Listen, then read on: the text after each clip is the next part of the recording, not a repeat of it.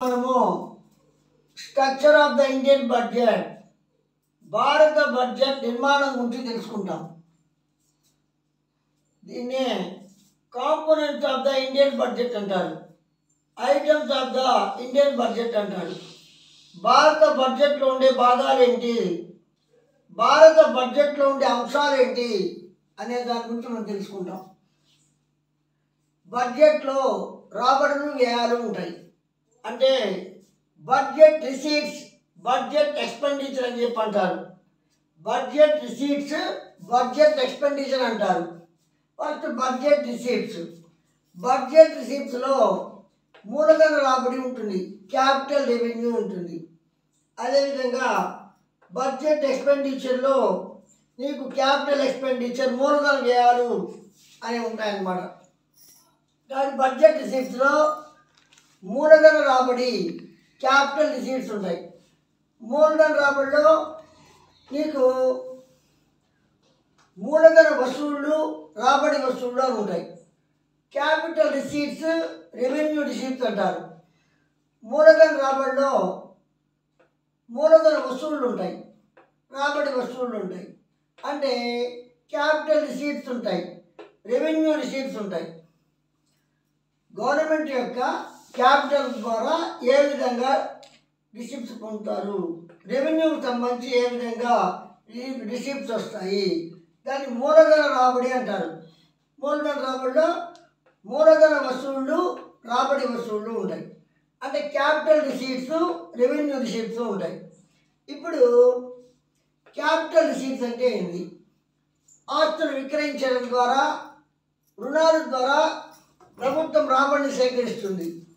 పెట్టుబడుల ఉపసంహరణ ద్వారా, ఆర్బీఐ ద్వారా మార్కెట్ రుణాలు సేకరించడం, ఇతర దేశాల నుంచి రుణాలు సేకరించడం అన్నీ ఉంటాయి.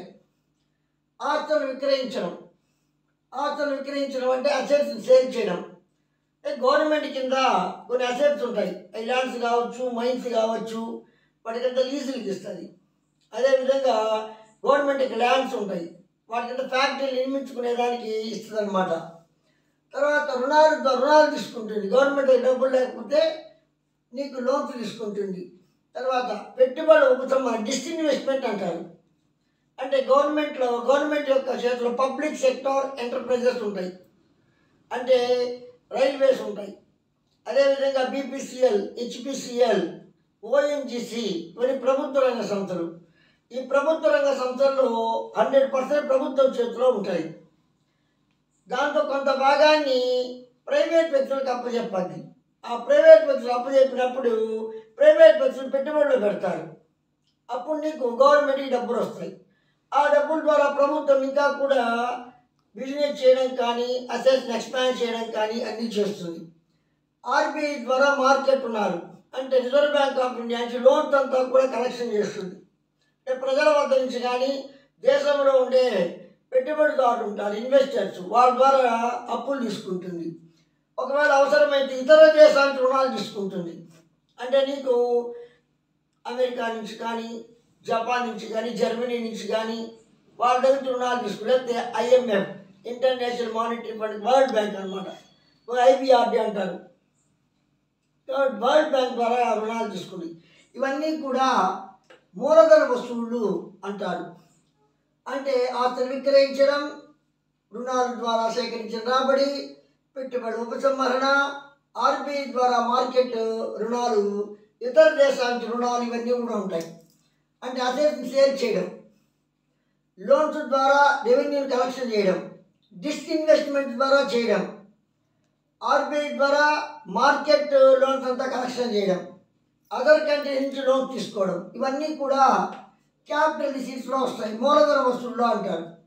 ఇంకా రాబడి వసూళ్ళు అంటే ఆస్తులు విక్రయించడం ద్వారా కాకుండా, అప్పులు చేయకుండా ప్రభుత్వానికి లభించే రాబడి వసూళ్ళు అంటారు.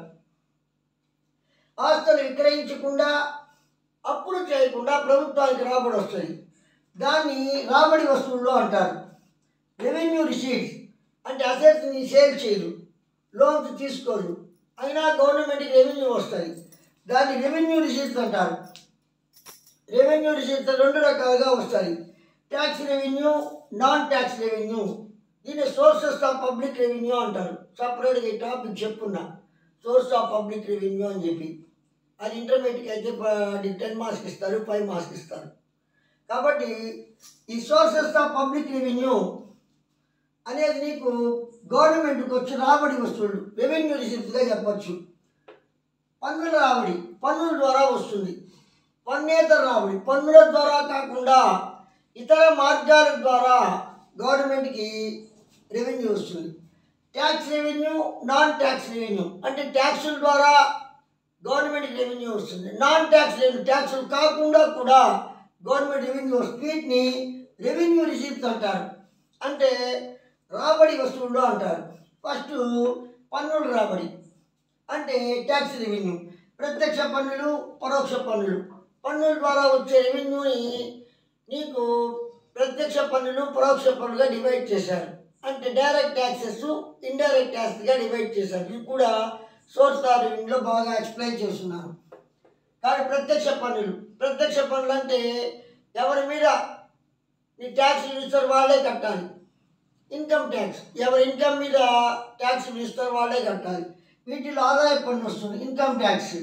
కార్పొరేట్ ట్యాక్స్ కంపెనీలు కట్టే ట్యాక్స్ కార్పొరేట్ ట్యాక్స్ అంటారు. తర్వాత వెల్త్ ట్యాక్స్, ఎవరన్నా సరే వెల్త్ కానీ ఎక్కువ మంది జమీందారులకి భూములు ఎక్కువగా ఉంటాయి, ఎస్టేట్ ఉంటాయి కొంతమందికి, వాటి మీద ట్యాక్స్. ఎక్స్పెండిచర్ ట్యాక్స్, కొంతమంది ఎక్కువగా ఖర్చు పెడతారు, నెలకే 3-4 లక్షలు ఖర్చు పెడతారు. ఆ ఖర్చు పెట్టిన దాని మీద కూడా ట్యాక్స్ వేస్తారు. Security transaction tax. Security transaction tax షేర్లు అమ్మడము, కొనడము, షేర్ మార్కెట్లో జరుగుతుంది, దాని మీద పర్సంటేజ్ వేస్తారు. లక్షల్లో కోట్లలో జరగద్ది, దాని మీద పర్సంటేజ్ వేస్తారు. Security transaction tax. ఇవన్నీ కూడా ఇంట్రెస్ట్ ట్యాక్స్ అంటే కొంతమందికి బాగా ఆస్తులు ఉంటాయి, వడ్డీకి ఇస్తారు. లేదా బ్యాంకులు వచ్చేసి వడ్డీలకు ఇస్తాయి, లోన్స్ ఇస్తాయి డిపాజిట్లని, అప్పుడు లాభం వస్తాయి, దాని మీద ట్యాక్స్ ఇస్తారు. గిఫ్ట్ ట్యాక్స్, ఎవరికైనా సరే వారసులకి పెద్దవాళ్ళు ఆస్తులు ఇస్తారు, గిఫ్ట్గా ఇస్తారు. ఆ గిఫ్ట్గా ఇచ్చినప్పుడు కూడా గవర్నమెంట్కి కొంత డబ్బు కట్టాలి, దాన్ని గిఫ్ట్ ట్యాక్స్ అంటారు. ఈ యొక్క ఎక్స్పెండిచర్ ట్యాక్స్ని, వెల్త్ ట్యాక్స్ని తీసేసి నీకు ఇన్కమ్ ట్యాక్స్లో కలిపేశారు. ఇప్పుడు విడిగా లేదు ఎక్స్పెండిచర్ ట్యాక్స్, వెల్త్ ట్యాక్స్. ఆ తర్వాత పరోక్ష పన్నుల్ని ఇండైరెక్ట్ ట్యాక్స్ అంటారు. అంటే ఎవరి మీద విధిస్తుందో వాడు కట్టకుండా పక్కన వాళ్ళకి ట్రాన్స్ఫర్ చేస్తారు. అంటే పన్ను ఇంపోజ్ చేసేదే ఒకరి మీద, అది కట్టే వాళ్ళేమో ఒకరు. అంటే గవర్నమెంట్ వచ్చి ప్రొడ్యూసర్స్కి ట్యాక్స్ వేస్తుంది. ప్రొడ్యూసర్స్ ఏం చేస్తారు, దాని పక్కన వాళ్ళకి ట్రాన్స్ఫర్ చేస్తారు, హోల్సేలర్స్కి, వాళ్ళు రీటైలర్స్కి. చివరికి కట్టేది ఎవరు, కన్జ్యూమర్. ఇంక్లూజివ్ ఆల్ ట్యాక్సెస్ సబ్బుల మీద కానీ వేస్ట్ మీద కానీ ఇంక్లూజివ్ ఆల్ ట్యాక్సెస్ ఉంటుంది. అంటే ప్రొడ్యూసర్స్ కట్టేస్తారు ముందు, కానీ కట్టేది ఎవరు, కన్జ్యూమర్స్ కడతారు.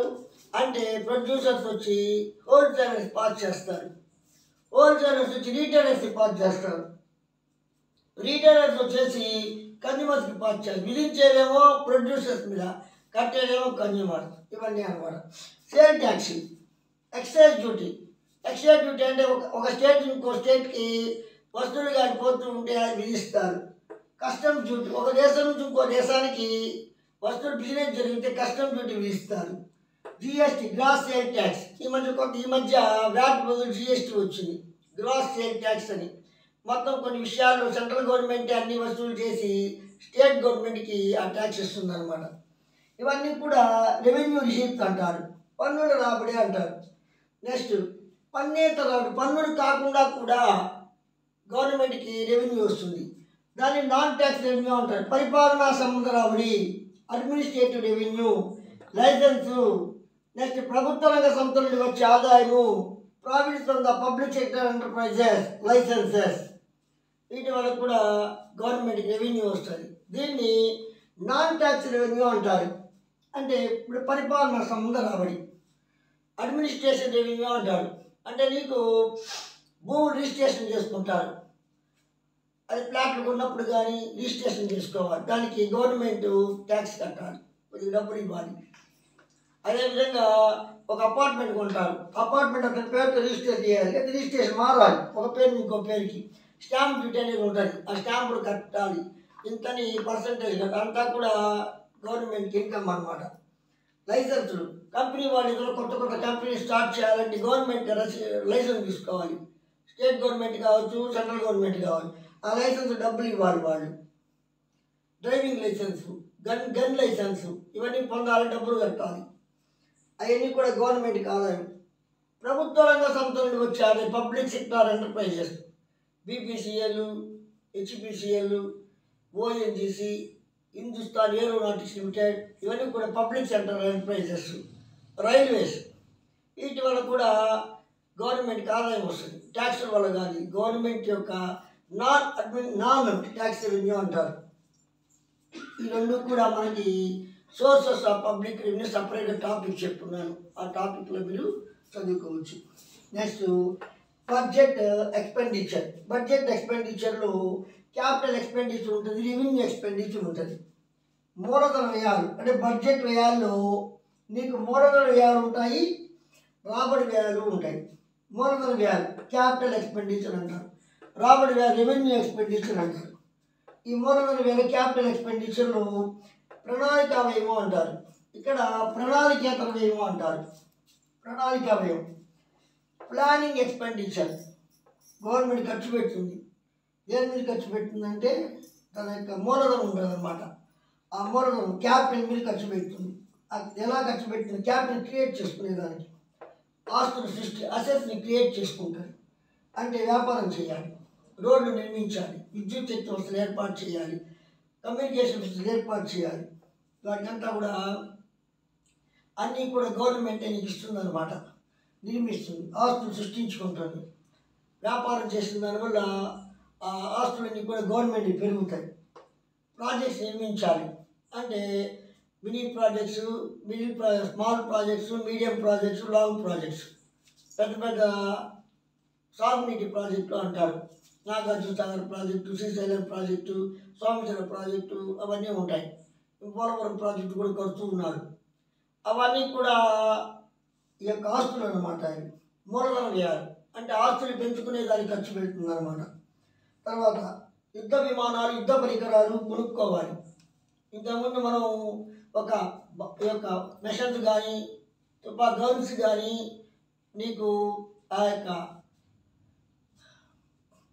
హిందుస్థాన్ ఏరోనాటిక్స్ లిమిటెడ్ అంటే యుద్ధ విమానాలు, రక్షణ పరికరాలు ఇవన్నీ కూడా తయారు చేస్తుంది డిఆర్డిఓ ద్వారా.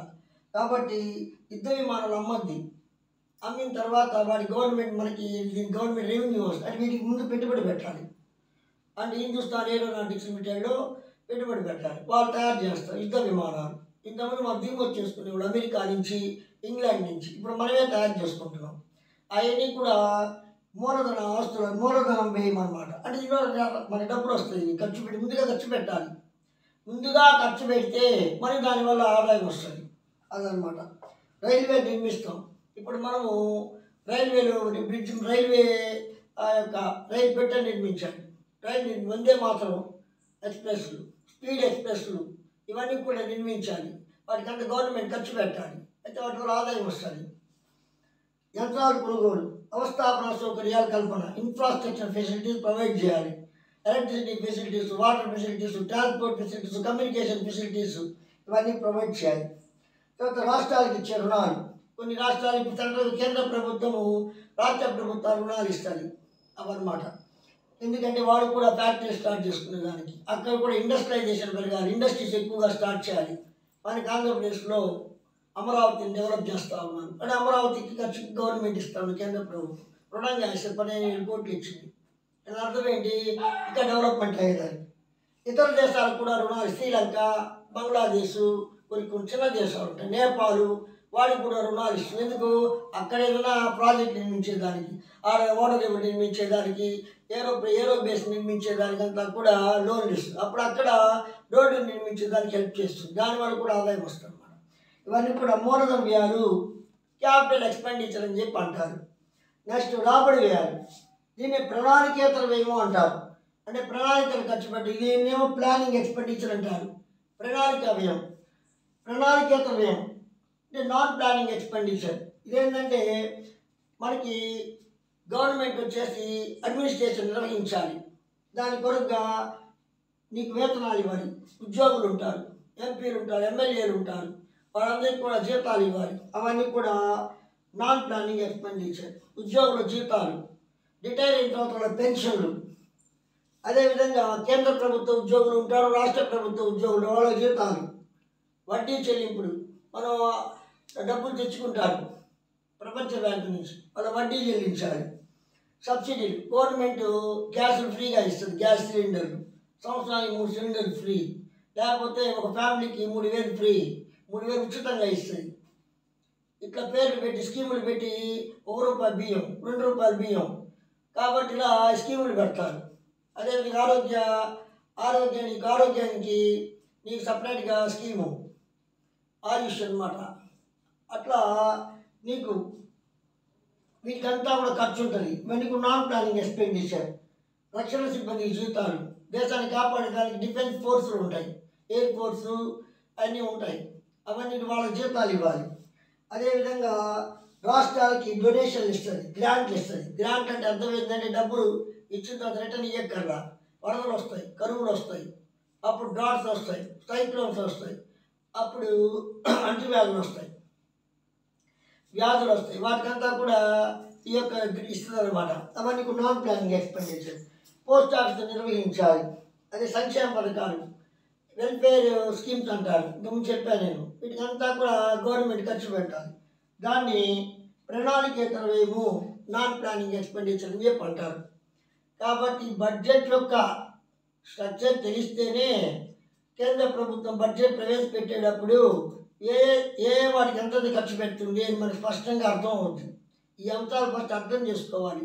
అప్పుడు లేటెస్ట్గా ప్రతి సంవత్సరం బడ్జెట్ ప్రవేశపెడతారు. ఆ బడ్జెట్లో ఏ అంశాలకు ఎంత ఖర్చు పెట్టారు అనేది మనకు అర్థమైతేనే కొద్దిగా ఆ యొక్క స్ట్రక్చర్ అర్థం అవుతుంది. దాని కొరకు ఇది బాగా అర్థం చేసుకోవాలి. పూర్తిని అట్టంటే మనకి అర్థం కాదు. ఇది పూర్తిగా నిదానంగా 4 సార్లు వినాలి. అప్పుడు నీకు స్ట్రక్చర్ అర్థం అవుతుంది. ఎప్పుడు బడ్జెట్ ప్రవేశపెట్టినా కూడా ఆ బడ్జెట్ మనం అర్థం చేసుకోవచ్చు. ఎక్కువగా ఇది డిఎస్సికి ఇస్తారు, ఏపీపీఎస్సీ గ్రూప్స్ ఎగ్జామ్లో కూడా ఇస్తారు. డియర్ వ్యూయర్స్, మీరు నేను చెప్పిన కంటెంట్ గారు నచ్చితే, టాపిక్ నచ్చితే లైక్ చేయండి, షేర్ చేయండి, బెల్ ఐకాన్ ద్వారా నా ఛానల్ని సబ్స్క్రైబ్ చేసుకోండి. దీనివల్ల నా ఛానల్ సపోర్ట్ చేస్తే ఇంకా నేను మీ కొరకు ఇంట్రెస్ట్గా నేను ఇంకా వీడియోలు చేస్తాను.